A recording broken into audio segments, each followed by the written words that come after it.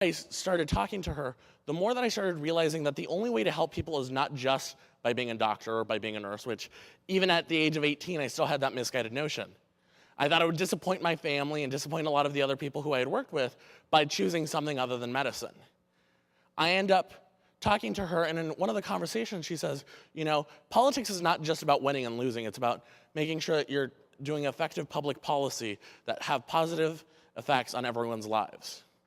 So after speaking with Congresswoman Giffords, I actually start getting involved in my local community. On campus, I start joining an education nonprofit called the Arizona Students Association. With that organization, I started advocating for affordable and accessible higher education for all students in Arizona. And I really realized that I had a passion for advocating for others, that I was good at it. I was good at lobbying. I was good at getting people together and making them know what the issues that were confronting them were that they may not have known otherwise. It was that led me to, in 2010, become the campaign manager for a state representative.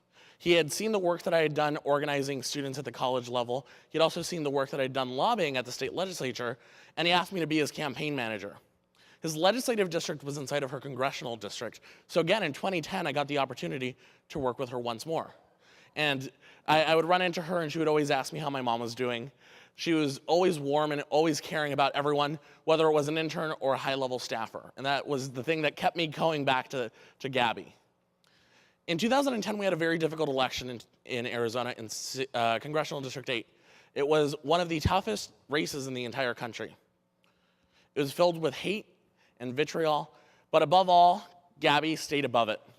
While her opponent was acting childish and saying things that no one who is a serious congressional candidate you'd ever expect to say, she stayed above it. She acted like an adult because she had been working on the issue of civility within politics for years.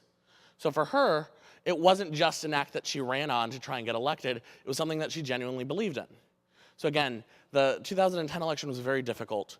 We ended up having they shot the door of her congressional office after the healthcare vote.